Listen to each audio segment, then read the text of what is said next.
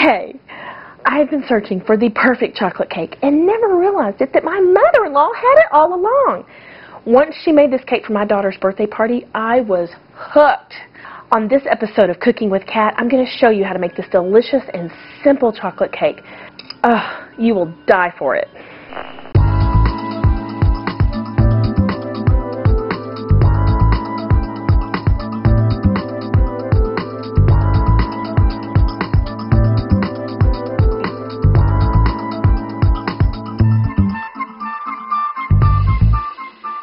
Today we're going to be making fudge cake, and this recipe is so super easy. It is one that will surely become your favorite, and the icing on the top really does taste like fudge, and I think that's what makes it so great. But it's super moist, very fast and easy to make, and I promise even if you're the beginner of beginners on cooking, this recipe is definitely one that will be easy. Half a cup of buttermilk, you're going to add a teaspoon of baking soda. We're going to mix this together. And when you mix the buttermilk and the baking soda together, it is going to start becoming kind of bubbly and frothy. So be sure that you give yourself some room. And you're going to set this aside because you don't need it just yet. You're going to need this at the very end, right just before you put in the cake. Let me set this in here. We are going to actually sift together our flour and our sugar together. You're going to take 2 cups of flour and 2 cups of sugar, and you're going to sift it. So we're going to take our 2 cups of flour. I'm just using a strainer. It's easier to do that. And 2 cups of sugar. You're going to sift them together to get rid of all the lumpy things, all the lumps. That was pretty good.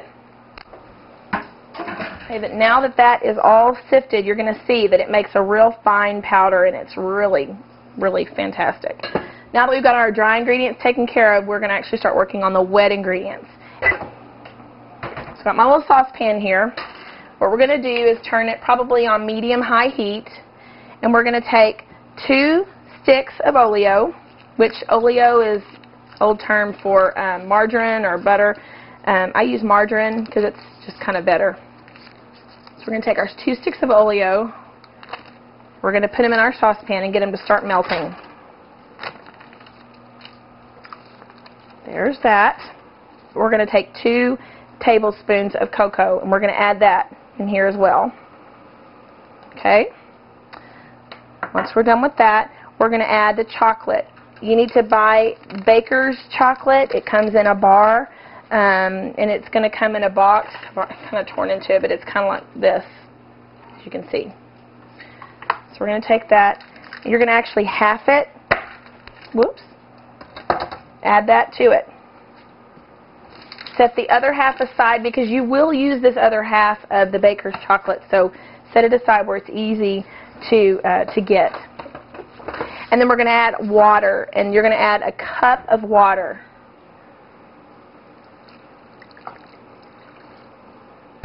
Okay, I want to insert something in here pretty quick, and we can add this to the show, but I also want to tell you guys live here. When you add Baker's chocolate, or when you add baking chocolate like in the bars, this is not something you go eat. It is very bitter, and you don't want to go get a Hershey's chocolate bar either, because it's not going to be the same thing. This is a much more concentrated chocolate, and it will give your food a richer flavor. Things are starting to melt. It's starting to look really good here. We're going to bring this chocolate mixture to a boil. So we've got the 2 sticks of oleo, we've got a half a bar of Baker's chocolate, 2 tablespoons of cocoa, and a cup of water. And we're just bringing this to a boil. And once it starts boiling, we'll be ready to add this to our flour and sugar mixture that we already have. And you want to stir it. You don't want the chocolate to adhere to the bottom of the pan, so you do want to stir it to make sure that you keep it off the bottom of the pan. And you want to melt it at a medium to medium-high heat. You don't want to do it at high because that will scald it, and you don't want that. I was making this the other day for a church function, and my daughter asked me if she could lick the saucepan or take out, and I waited till it got very cold because obviously it was going to be too hot if she ate it right then. And when she started eating on it, she was just like, "Eh, what is this?" I'm like, "It has no sugar in it. It is just totally bitter chocolate. It's not sweet at all. It's kind of buttery because you've got 2 sticks of margarine in it, but that's about it." So boil, boil, boil. Okay, once the chocolate is boiling on the stove, which it is at a rolling boil, it's doing really good. Then we're going to start adding it. Now, here's a secret. Don't dump this entire thing of liquid chocolate into your flour mixture because it can be really messy. Do a gradual kind of thing.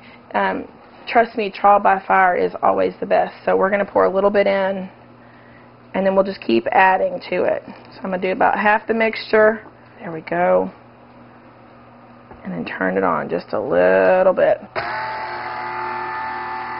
And we're going to just kind of get this going and add a little bit more.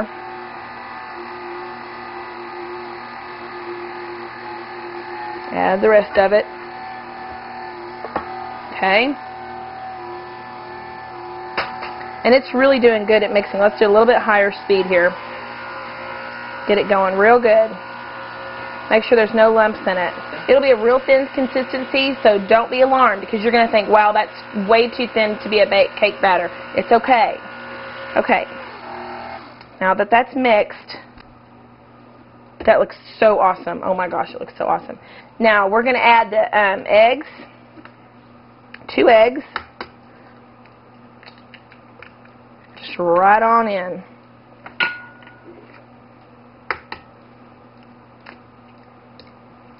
Okay, and very carefully, see how much this has actually risen to the top. This is the buttermilk and baking soda mixture. We're going to go ahead and add all of that in. We're going to mix this again.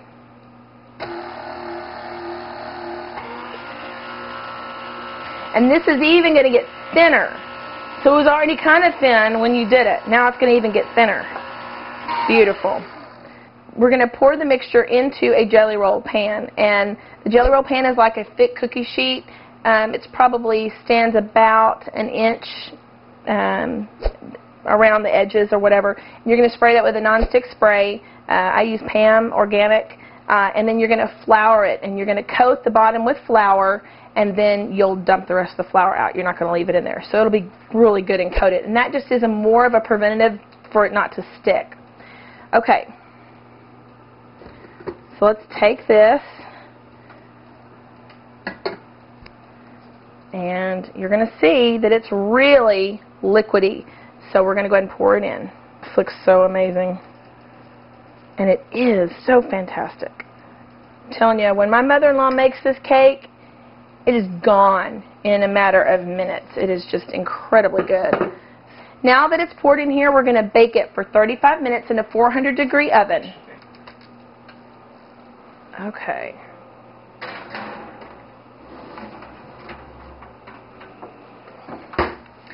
Okay, we've just put our fudge cake in the oven at 400 degrees. It's going to take about 35 minutes to bake, and now, ladies and gentlemen, it is time to wait.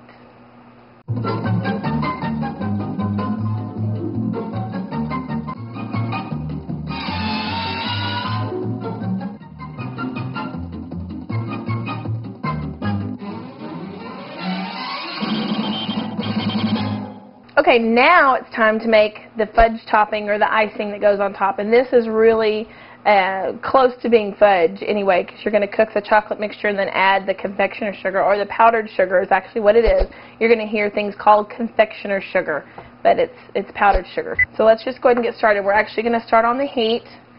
We're going to turn it to about medium-high. If you recall, when we did our chocolate mixture, we had 2 sticks of margarine. This time we're only going to use 1. So 1 stick of margarine. We're going to use 2 tablespoons of cocoa. We're going to use the other half of our baking chocolate bar. So we did half for the cake, and then we're going to use the other half for the icing. Okay, now we're going to add 6 tablespoons of milk. If you recall, when we did the cake, we added a cup of water. This time we're going to only add 6 tablespoons of milk. Just adds for a richer flavor. Again, you want to stir it consistently so that it doesn't stick to the bottom. And it's already doing really well. The butter is already doing pretty darn good, or the margarine. Chocolate is melting very nicely. Okay, once the chocolate is fully melted, then you're done. You don't have to wait till it boils. So we're going to turn the heat off because the chocolate is already melted, and it looks really, really good. Okay, we're going to add 1 pound of confectioner sugar or powdered sugar. There we go. mountain of powdered sugar, and then you're just going to add this chocolate. Oh, this looks so good. We're just going to add every bit of it. Okay. Now we're going to start stirring.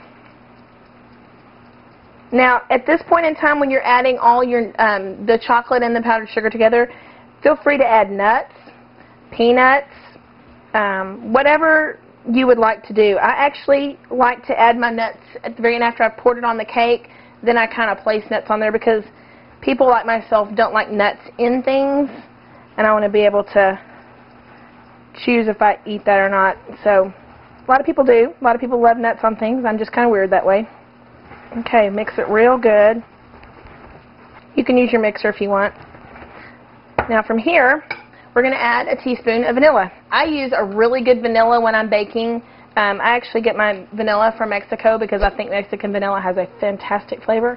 And this Mexican vanilla actually comes from Cozumel. So we've got 1 teaspoon. Beautiful. Oh, it smells so good. Yum. And stir this in. This looks so good, and it just smells yummy. You know, and when you add vanilla to a mixture like this, it actually kind of makes it a little bit shinier. So that's really good and mixed good. You're going to make sure you have as many lumps out as possible, and you can basically set this aside. Now, being as that our cake is still baking, we're going to want it, once it comes out of the oven, we're going to actually put on, we're going to have to let it sit for about 5 minutes. So I'm going to put some saran wrap on top of this, or the plastic wrap on top of this, so that it won't get hard. Okay, so we're putting the saran wrap on this so that it doesn't get hard.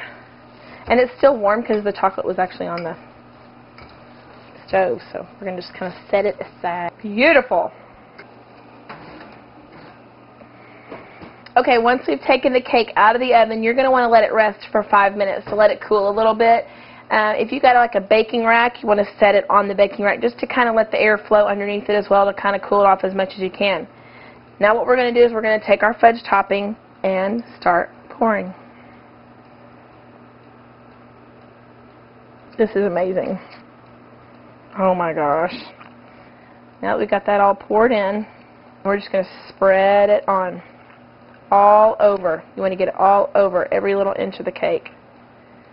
Make sure every bit of this cake is covered with the fudge sauce. Oh my gosh, this looks so amazing. Now, you're going to take pecan pieces. You can even use like the finely chopped or even whole pieces, but you're going to take it and you're just going to drop them. And you're done. You've done it. You're going to want to let it set for just a few minutes, but I'm not letting it set. I have to have a taste. For a complete list of ingredients and instructions for this recipe, please visit our website at www.catcurlee.com.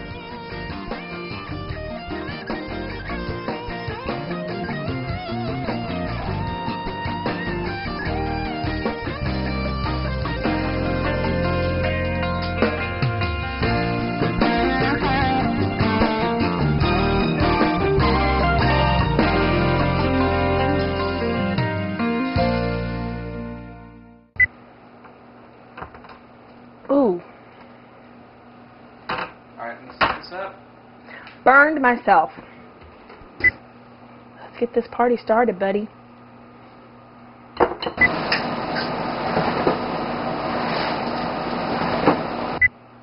I'm not sure why I do the things I do. Wouldn't you agree?